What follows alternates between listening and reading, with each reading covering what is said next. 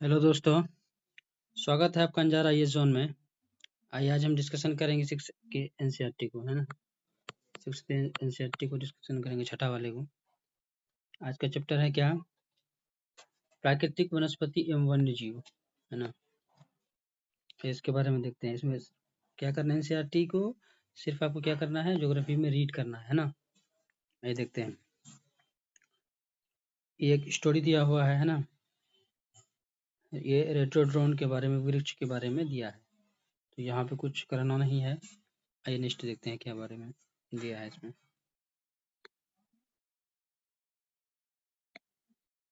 First में क्या पूछा जाए, एक बार देखते हैं क्या पूछा है। आमतौर पर प्राकृतिक वनस्पति की निम्न 3 मुख्य श्रेणियों में वर्गीकृत किया जाता है। कितने श्रेणी में? 3 कैटेगरीज में किया जाता है। देखिए फर्स्ट क्या दिया है, 1 जो वृक्षों के लिए उपयुक्त तापमान, परिपूर्ण वर्षा वाले क्षेत्रों में उगते हैं। इन कारकों के आधार पर सघन एवं खुले वन विकसित होते हैं। इसके बाद सेकंड क्या दिया है, ग्रासलैंड के बारे में दिया, घास के बारे में, जो मध्यम वर्षा वाले क्षेत्रों में विकसित होते हैं। थर्ड क्या दिया, देखिए यहाँ पे दिया है, कांटेदार झाड़ियाँ। कांटेदार झाड़ियाँ थर्ड है। कांटेदार झाड़ियाँ केवल शुष्क क्षेत्रों में पैदा होते हैं, है ना। उसके बाद देखिए यहाँ पे दिया है पूरा एक स्टोरी टाइप बना के कि सलीमा हिमालय की यात्रा का अपना यह अनुभव अपने पिता को बता रही थी कि उसके पिता विश्व के विभिन्न स्थानों पर जा चुके थे। उन्होंने सलीमा को विभिन्न महाद्वीप के विभिन्न भागों में पाई जाने वाली विविध प्रकार की वनस्पतियों के बारे में बताया है ना। उपध्रुवीय प्रदेशों के बारे में, शंकुधारी वन, रेगिस्तानी वन, है ना, इसके बारे में बता रहा है। तो ज़्यादातर क्या बता रहा है कि बायोडाइवर्सिटी के बारे में बता रहा है। अगर मान लीजिए, अगर हम ये भारत की मैप की अगर हम बात करें, जरा देखिए इसको हम ले लें ऐसे करके। फिलहाल अगर हम ये भारत के अगर नॉर्थ में जाएँ तो ये हिमालयन रीजन हो जाएगा आपका, है ना। ये नॉर्थ ईस्ट में आ जाएगा पूरा पहाड़ी एरिया। उसके बाद अगर सब वेस्ट में आ जाएँ क्या हो जाएगा, डेजर्ट वाला एरिया हो जाएगा। और ये बीच वाला पार्ट है ना, क्या है, गोंडवाना लैंड का हिस्सा है ना भारत पूरा। तो यहाँ पे ये प्रायद्वीपीय भारत है, ये खनिज वाला हिस्सा जगह, पठार वाला, है ना। और ये बाढ़ का ये मैदान वाला एरिया हो जाएगा, है ना, यूपी बिहार के एरिया वाला। और ये देखिए मेरा कोस्टल एरिया हो जाएगा, है ना, वेस्टर्न घाट, ईस्टर्न घाट, है ना, नीचे इंडियन ओशन, इसके बारे में है। वही बायोडाइवर्सिटी के बारे में चर्चा कर रहा है। आइए देखते हैं वन के बारे में क्या दिया है। ब्राजील के उष्णकटिबंधीय सदाबहार वन इतने विशाल हैं कि पृथ्वी के फेफड़े की तरह प्रतीत होते हैं। तो ये कैसे वन है, उष्णकटिबंधीय वन, है ना। देखिए उष्णकटिबंधीय सदाबहार वन के बारे में क्या बात है। इन वनों को उष्णकटिबंधीय वर्षावन भी कहते हैं। ये घने वन भूमध्य रेखा एवं उष्णकटिबंधियों के पास पाए जाते हैं। ये क्षेत्र गर्म होते हैं ना, एवं पूरे वर्ष यहाँ अत्यधिक वर्षा होती है। चूंकि यहाँ का मौसम कभी शुष्क नहीं होता, इसलिए यहाँ के पेड़ की पत्तियां पूरी तरह से नहीं झड़ती है, इसलिए इन्हें सदाबहार कहते हैं ना। इसमें आपको याद करना क्या चीज़ है, ये चीज़ देखिए, रोजवुड, आबूनस, महोगनी, ये 3 पेड़ पाए जाते हैं, 3-4 सारे पेड़। इसमें पूछता है एलिमिनेट करके कि सदाबहार का दे देगा आपको, है ना, उसके बारे में दे देगा। ये देखिए उष्णकटिबंधीय सदाबहार के बारे में दिया है। क्यों, देखिए क्यों होगा, इसका कारण ये है कि देखिए ये पृथ्वी है, इसके बीच में जो रेखा की जाती है इसको क्या बोलते हैं, इक्वेटर बोलते हैं ना। तो ये विश्व वाला एरिया है ना, यहाँ सबसे ज़्यादा सूर्य की रोशनी अगर हम ये बात करें डायरेक्ट पड़ता है, तो टेम्परेचर भी हाई होगा, तो वर्षा भी हाई होगा। और वहाँ पे क्या होगा, जो ग्रासलैंड है, जो पौधे हैं, है ना, बायोडाइवर्सिटी सबसे ज़्यादा यहाँ पे मिलेंगे आपको।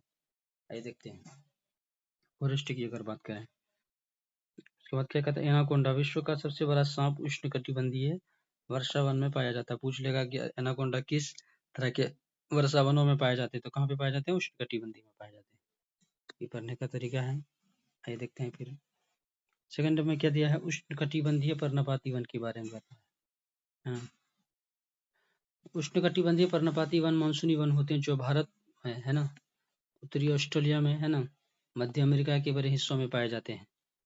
तो ऐसे ऐसे हिस्सों में पाए जाते हैं। अगर हम बात करें, यहाँ पे आपको दिखाएंगे भी कहाँ पे है ये, तो मैप के थ्रू बाद में बताएंगे।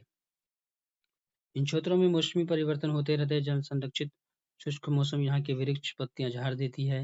इन वनों में पाए जाने वाले दृष्ट का, साल, सागवन, नीम तथा शीशम है ना, यातायात निर्माण सामग्री बनवाने के लिए बहुत ही उपयोगी होते हैं, है ना। आमतौर पर पाए जाने वाले यहाँ पे जो जानवर है कौन कौन से पाए जाएंगे आपके, बाघ, शेर, हाथी, गोल्डन लंगूर, बंदर आदि, है ना। तो यानी इस तरह के बायोम हम किसको बोलते हैं? उस तरह के क्षेत्र को जहाँ पे पाए जाने वाले अलग-अलग है ना कैटेगरीज़ की अगर हम बोलें हिमालय के बारे में, तो हिमालय में स्नो लेपर्ड है ना बहुत सारे जीव वो यानी उस तरह के मौसम में जो जीवित रहते हैं, जो भी जीव लिविंग ऑर्गेनिज़्म तो वहाँ का बायोम हो जाएगा, है ना? तो पूछा कि आपको पूछ लेगा क्या कि इस बाघ, शेर, हाथी, गोल्डन ये क्या है? सदाबहार वन का है या उष्णकटिबंधीय पर्णपाती वन का है? तो ये इसका एग्जाम्पल हुआ, है ना? देखते फिर क्या पूछा शीतोष्ण सदाबहार वन। शीतोष्ण सदाबहार वन मध्य अक्षांश के तटीय प्रदेशों में स्थित होते हैं। कहाँ पे? तटीय प्रदेशों में स्थित होते हैं, है ना? ये देखिए यहाँ पे वृक्ष है, एनसीईआरटी इसीलिए बोलता है रीड करने के लिए देखिए, है ना? यहाँ पे दिया हुआ बायोडाटा चित्र के साथ। ये सामान्यतः महाद्वीपों के पूर्वी किनारे पर पाए जाते हैं, जैसे दक्षिण पूर्व अमेरिका, है ना? दक्षिण अमेरिका, चीन, ब्राज़ील, चीर, यूकेलिप्टस पेड़ जैसे मुलायम दोनों प्रकार के पाए जाते हैं। देखिए शीतोष्ण सदाबहार वन है ना? आइए देखते हैं। शीतोष्ण पर्णपाती वन देखिए किसको बोलते हैं? उच्च अक्षांश की ओर बढ़ने पर अधिक शीतोष्ण पर्णपाती वन मिलते हैं ना? ये उत्तर पूर्वी अमेरिका है ना, चीन, न्यूजीलैंड, चिली एवं पश्चिमी यूरोप तटीय प्रदेशों में पाए जाते हैं।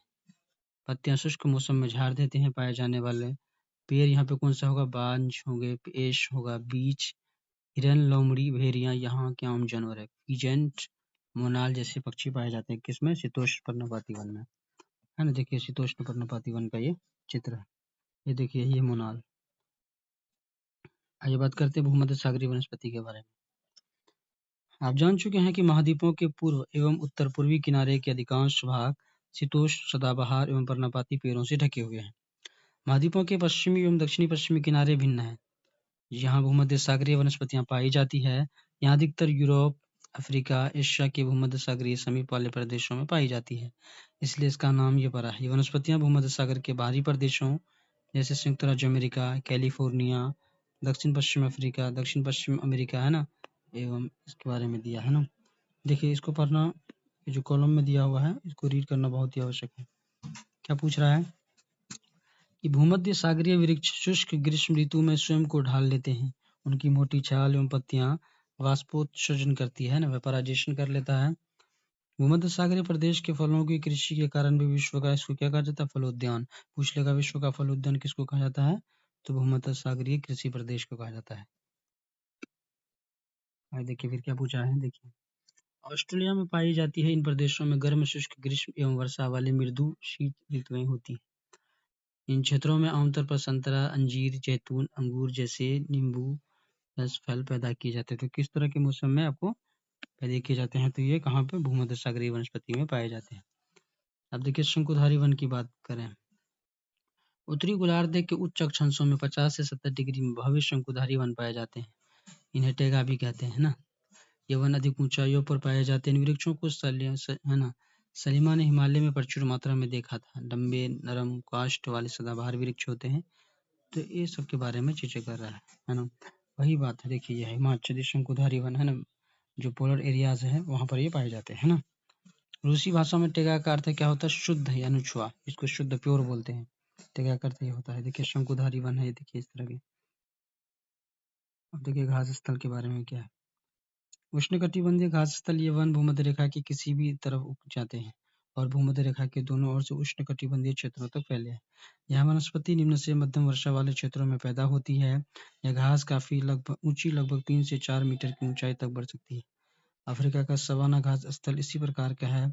समान रूप से उष्णकटिबंधीय घास स्थल में हाथी, जेबरा, जिराफ, हिरन, तेंदुआ आदि जानवर पाए जाते हैं। देखिए शीतोष्ण घास स्थल के बारे में क्या पूछा है। ये मध्य अक्षांश क्षेत्र और महाद्वीपों के भीतर भागों में पाए जाते हैं। यहाँ की घास आमतौर पर छोटी एवं पौष्टिक होती है। शीतोष्ण प्रदेशों में सामान्यतः जंगली भैंस, बाइसिन, एंटीलोप पाए जाते हैं।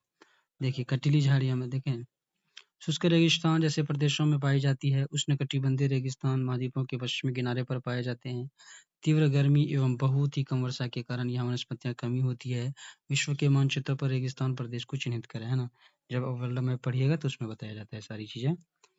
अब देखते हैं क्या है। यदि आप ध्रुवीय प्रदेश में जाएंगे तो वहाँ स्थान आपको अत्यधिक ठंडा मिलेगा। ये बहुत ही सीमित प्राकृतिक वनस्पति मिलती है। ये तो सभी नॉर्मल बात है। टुंड्रा प्रकार की वनस्पति इसको कहा जाता है। यहाँ पे चर्चा किया गया। देखिए ध्रुवीय बालू, है ना। वाल्डस ये देखिए वाल्डस की बात है सील, ये इंपॉर्टेंट है, इसको याद करना है। उष्णकटिबंधीय घास स्थल आपको ये दे देगा, उष्णकटिबंधीय और दोनों को मिला देगा, शीतोष्णकटिबंधीय उसमें आपको मिलाने देगा, है ना। पूछेगा किस तरह का ये घास स्थल है। पूर्वी अफ्रीका में कौन सा है, सवाना, तो कैसा है, उष्णकटिबंधीय है। ब्राजील में क्या है, कंपोज है, उष्णकटिबंधीय। वेनेजुएला में भी क्या होगा, लानोस, हाँ, तो ये कैसा उष्णकटिबंधीय है। शीतोष्णकटिबंधीय देखिए क्या है, अर्जेंटीना में है पिम्पास, उत्तरी अमेरिका में पेरियरी, दक्षिण अमेरिका में क्या हो जाएगा, अफ्रीका में वेल्ड, मध्य एशिया में स्टेपी हो जाएगा, ऑस्ट्रेलिया में क्या हो जाएगा, डाउन हो जाएगा, है ना। आइए देखते हैं, इसमें चर्चा करना है, सही इसका मिलान करना है, क्या होगा, है ना। क्या पूछा है कि काई एवं लाइकेन पाए जाते हैं रेगिस्तानी एवं वनस्पति में, तो कहाँ पाए जाते हैं आपको बताना है। उष्णकटिबंधीय सदाबहारों में, टुंड्रा वन में, तो कहाँ पाए जाएंगे, ये टुंड्रा वनस्पति में पाए जाते हैं। कांटेदार झाड़ियाँ मिलती है, कहाँ पे मिलती है, गर्म एवं शुष्क रेगिस्तानी जलवायु में, है ना। ये बनाना था आपको लेकिन बना दे रहे हैं। उष्णकटिबंधीय सदाबहार वन एक सामान्य जानवर है, जानवर के बारे में पूछा है तो क्या होगा, बंदर हो जाएगा। शंकुधारी वन की एक महत्वपूर्ण वृक्ष प्रजाति का नाम क्या है बताना है, ये क्या है, चीड़ का नाम है। स्टेपी घास स्थल कहाँ पाए जाते हैं, तो ये मध्य एशिया में पाए जाते हैं। उसके बाद आपको ये मिलाना है ना, कौन किससे होगा, जैसे देवदार वृक्ष है तो कहाँ पे हो जाएगा, ये इससे हो जाएगा, है ना, ये थर्ड से हो जाएगा। इस तरह से आपको मिलाना है। कंपास कहाँ होगा, कांटेदार झाड़ियाँ, जब ये आप बनाएंगे तो आपसे इसमें क्या होगा, आपको एक बेहतर ये मिलेगा। तो ये छठा चैप्टर था। तो आइए जरा देखते हैं यहाँ पे मैप के थ्रू, अगर यहाँ पे देखने दिया है, नहीं, आइए थोड़ा समझाते हैं आपको कैसे बनाना है।